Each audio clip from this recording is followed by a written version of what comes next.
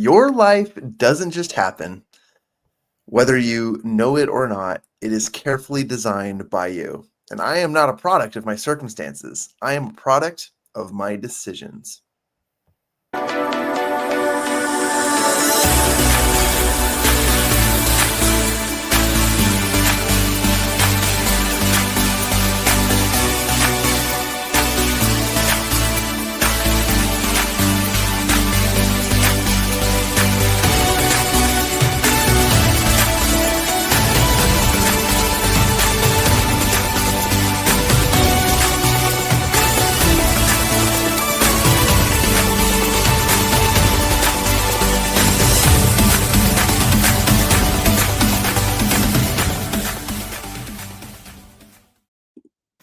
What is up, champions? Welcome to another episode of Champion Reads, where we talk about best-selling books and their best principles to help you out with your best life.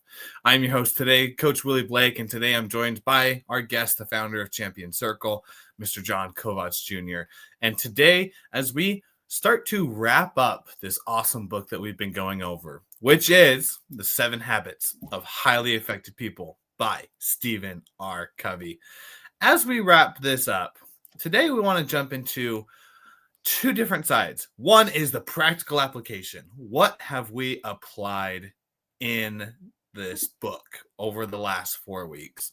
And then the other side, which is after all these 7 habits, after all that we have in here, Stephen R. Covey, in his ultimate wisdom that he has come up with his 8th habit.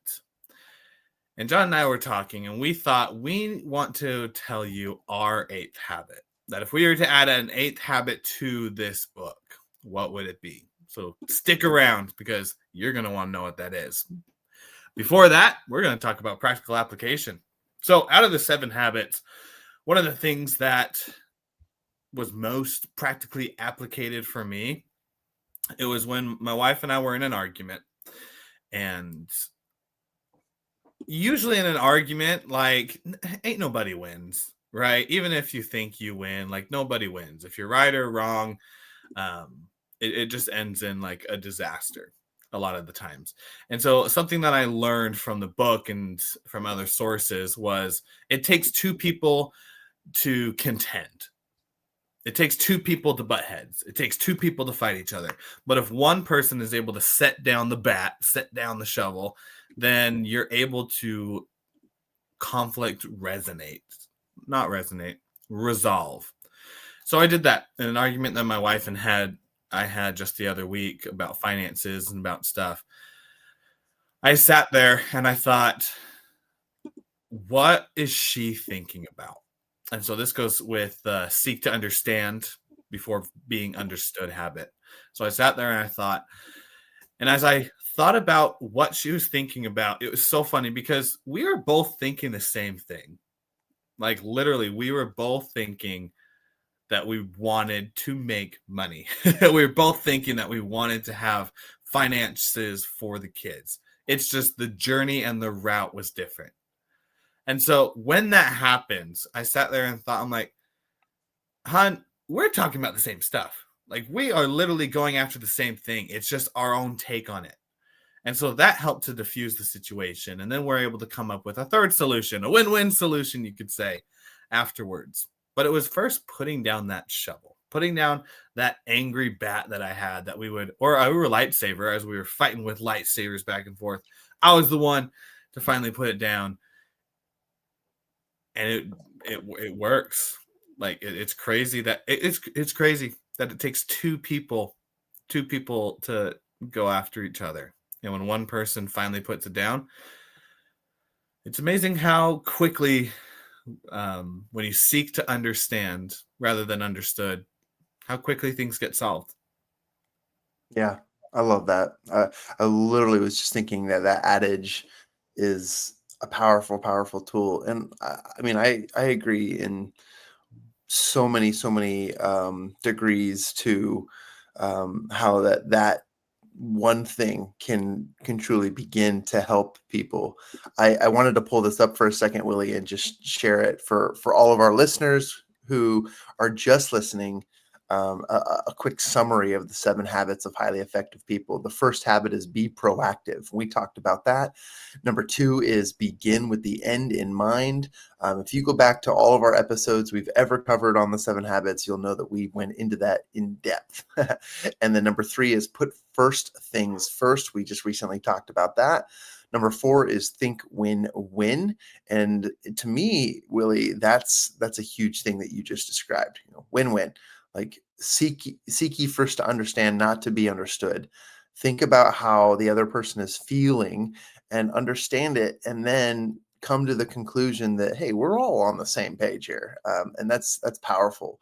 And then, oh look, number 5: seek ye first to understand, and then be understood. I think those two are coupled together. And then number 6 is synergize. Which is something that we've also covered in depth. I think we've covered a lot of these in depth in our own ways, but then the last one, 7, is sharpen the saw. And but before we get to our second part, I want to build off of what you just said. And my practical applications of the 7 habits have truly been, not just like a mastery. Like I don't wake up and think, number 1, be proactive. Number 2, be the end of mind. Like I don't just like run through with them in my head. In fact, if it weren't for little chopped off hand examples, I'm just kidding. There's a hand in this photo. If you're watching the YouTube channel or you're looking at our video, you'll see that there's a really fancy display of the 7 habits, and there's like a little hand holding a holding a jar of a plant, and that's like looks like a chopped off hand. Spooky season, Halloween's coming up. But for me, like practical applications, like I don't think of these things as the steps to success, nor do I wake up and think, all right, today, 1, 2, 3, and then tomorrow, 4, 5, and 6, and then, the day after, 7. Like, I don't think that way. And in fact, I just need these reminders of how to use these. But when it comes to developing a successful habit, my practical application is one thing at a time. You don't master all of them, okay? You don't become the master of all 7. But number 7 for me is literally just taking 1% of your time and becoming better whenever you put that intention and whenever you put that effort in, at every chance you get. And in Willie's example and story here, he was taking not only that time to be to understand, but also thinking win-win. He was utilizing his time to sharpen the saw. He was getting 1% better at taking that situation, and rather than giving in to the natural man of argumentation and debate, right?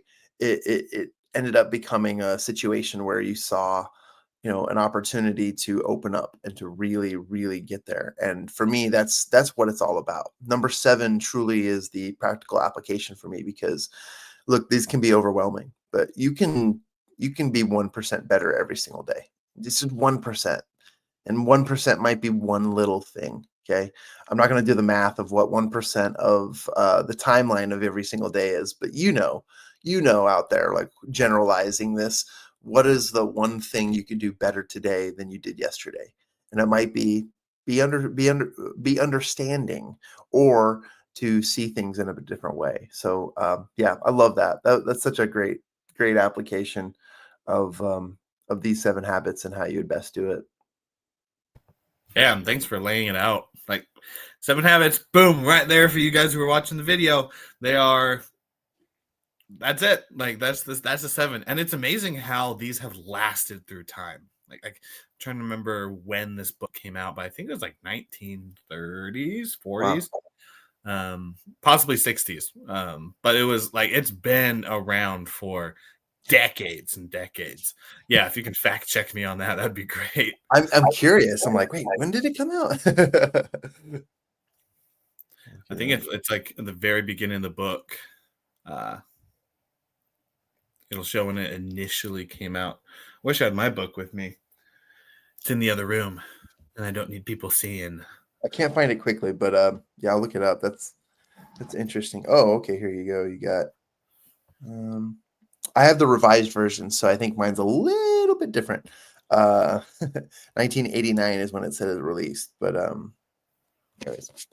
Okay. It's Yeah, I interesting. just quickly Googled it. August 15th, 1989. So later than I thought, but still, um, decades, decades of it being around. And it's still like, if you talk about self-improvement for people who aren't in the industry and aren't doing business, hands down, this is the first book that people usually pop up. Yeah, So yeah. And for 30 plus years, it's definitely something that I think people resonate with. It's not just clickbait on the shelf of Barnes and Noble, like, oh, 7 habits, that's it.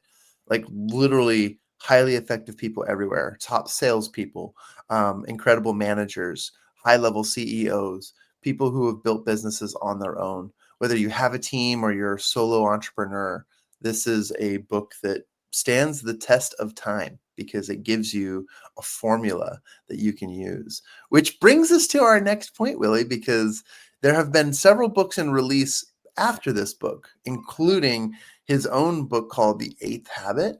I have here the 7 Habits Highly Effective People workbook and Living the 7 Habits. Like this whole 7 habits idea has built into so much. And we were talking in the green room before this, and we thought, hey, what's an eighth habit if we were to add one? What's that like that secret eighth habit that we would bring to our audience and share with them? Like, hey, this is my way. What's your way? The way doesn't exist, but hey, let's give each other some proud ideas and some thoughts. And yeah, I'm excited. Do you want to go first, or do you want me to share the couple things that I was thinking of first? yeah, I was right there with you when you were sharing yours. So please share away. All right. So one of the things I was we were talking about in the green room with William before the show is I'm struggling between deciding, and I know that's kind of like a well, John, is that your eighth habit or your eighth and your ninth habit? But let's just go for like I think they're equally important for me, but they're 2 habits that truly are relevant, and they've been extremely powerful in the most recent of times for me. Number one is speaking of books that were written a long time ago, Think and Grow Rich, Napoleon Hill's Principles. I mean, he lays out 13 steps to riches, and in his book, he talks about the various steps that give you the keys to unlocking how the mind works and growing with that mind, not just as someone who gets success, but someone who is rich in the mind, and it allows you to think differently. And the first step is one of the most powerful foundational systems, and it is learning about the power of desire. And desire is the first step to riches.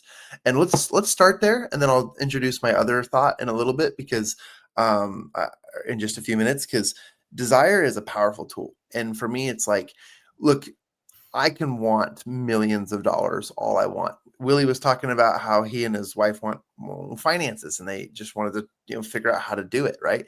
And the important part for me is like, there's a want, there's a wish, and there's a desire. And a desire is something that you cannot live without. And the reason why is you do this all the time. Okay.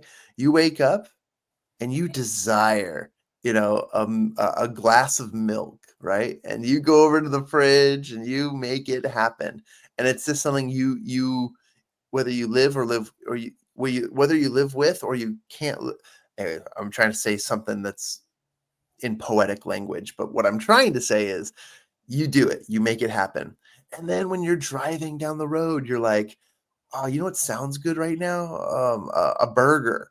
And then all of a sudden you're at the drive-through for your favorite burger place. And you get that because it's a desire. It hits you and you instantaneously react to it, and it takes over because now you do anything to have what you want.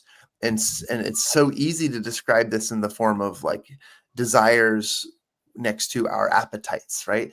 Our appetites are something that we have a hard time controlling as humans. But desire doesn't need to be controlled. Desire needs to be identified as, what do I truly want? And what am I willing to give in order to accomplish that or to receive that? And there's a big, big difference between goals, aspirations, wishes, and wants versus what a desire truly is. And you've probably all heard, if you've read the Bible or if you've read any sort of biblical scripture, that there's this idea of a burning desire within, right? The burning desire within is that like fiery feeling in your chest that gives you the absolute willpower to do whatever it is that you want to do. And we've all been there. Okay. Let's go back to babyhood. Babyhood is when we were crawling and we wanted to walk. And at some point, we learned that if I stand on my 2 feet and learn to hold myself up and balance, I will be able to walk. And then when you learn how to walk, you learn how to run. And when you learn how to run, you are unstoppable. And that is a true innate human desire that leads to so much more. But after babyhood, after childhood, after adolescence, we sort of forget that, and we lose steam, and reality and bills and responsibilities get in the way of us dreaming of what we truly desire. What are your thoughts on desire, Willie? It's the number one principle in Think and Grow Rich. Is the first thing you start with, because if you want, there's no reason to change if you don't want something, right? There's no place of like, if you don't want $1 million, then why would you change your life to fit the habits, to fit the daily routines or rituals to be able to be a person who is making $1 million, right? You just wouldn't do it. And so when it comes to desire, it's probably up there with the most important, simply because it's the first step. You don't change unless you want something. And if you want something and you don't already have it, that means you do need to change. Because you haven't gotten the habits, you haven't gotten the rituals, the routines, whatever you need to do to complete that journey of action taking to get to your destination that you want. So crucial, very crucial to anybody who is wanting something, because it fits right there with change. If you want and desire something, you need to change. And if you don't, well, then why would you need to change in the first place? Yeah, I love it. And I encourage our listeners to go to our YouTube channel and watch some of our Champion Circle trainings where we dive into this. And one of my like signature speeches is about the desire drive-through. And for those of you who know us, you know that reference. And if you don't know us, go check it out. The desire drive-through is a powerful way of reminding yourself that you do have desires within. And if there is truly a desire within you, then you can use that fuel to get what you want to accomplish. I was struggling with this because I thought, okay, that's definitely the 8th habit for me. Like that's the secret that's my secret sauce, right? But then I remembered something. Hey, what is Champion Circle all about? We are all about accountability. And recently, my accountability partners have helped me survive. And I'm realizing it. Like I always focus on integrity and personal accountability as the powerful, desirable foundation. But there are other steps to accountability, such as professional coaching, accountability partners, your mastermind, and your community. But if really I'm looking at it and I'm saying, wow, like I really needed the push. I really needed the kick in the butt. I've really needed that coach, not just blowing in the whistle, but just like giving me the ultimatums and saying, get on your feet, and I've needed that for some reason because I have been stubborn and stuck in my own ways, allowing excuses and things piling up and other things getting in my way. And accountability has been a powerful, powerful secret sauce to getting things done.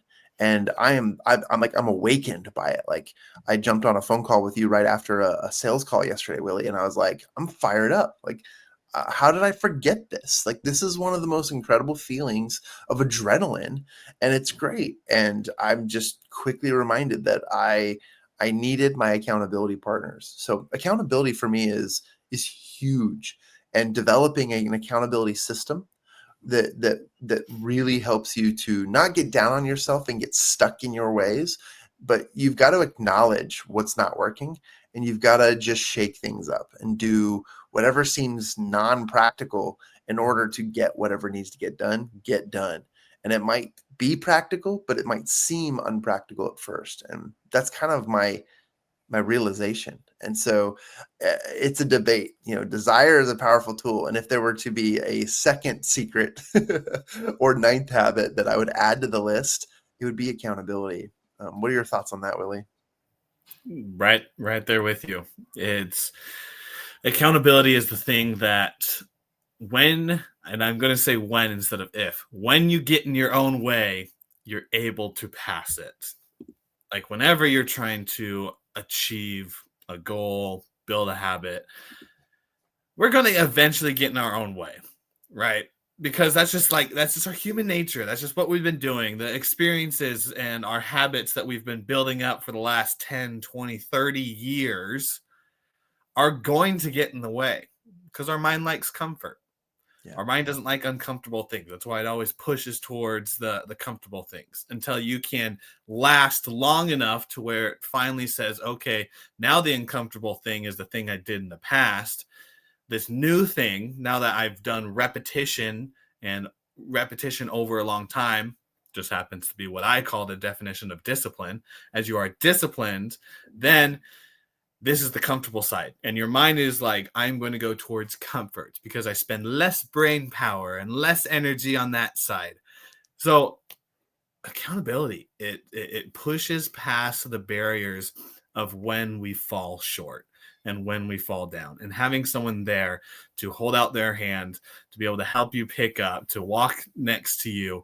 It just makes, one, it easier to stand up after you fall, but two, just makes it a nicer journey to have a friend with you walking down that path. And so my final words for what we've been talking about today is the 8th and 8.5 habit of desire as well as accountability, both very crucial when it comes to building a high performance life. Yeah.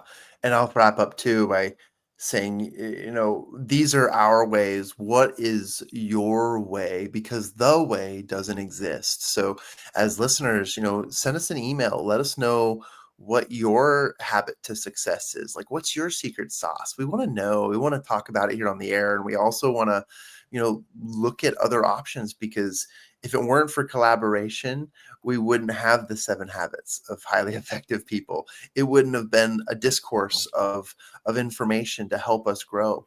And so I feel like we end where we began. And I'll share the same quote we read at the beginning of today's episode, which is, your life doesn't just happen, whether you know it or not. It is carefully designed by you. I am not a product of my circumstances. I am a product of my decisions. Thank you, Stephen Covey, and thank you for the 7 habits of highly effective people.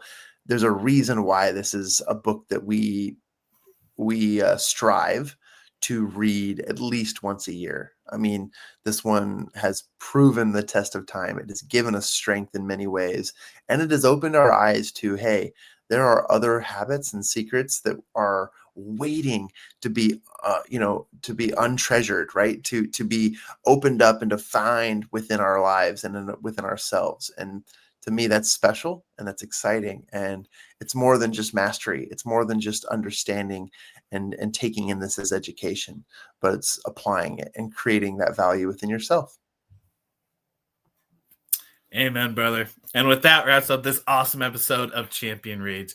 If you found inspiration in it, go ahead and subscribe to the podcast. You can find us on all the major podcasting platforms, as well as you can go to our website, mychampioncircle.com, where you'll be able to find the link to our podcast, link to our socials, and everything else going in the Champion Circle universe. Until next time, champions, continue to be awesome. Continue to be the best version of yourselves as you move forward with these habits. And always remember, now, when it comes to the real 8th habit, it is showing up for book club with stories instead of excuses. We'll see you on the next episode of Champion Reads.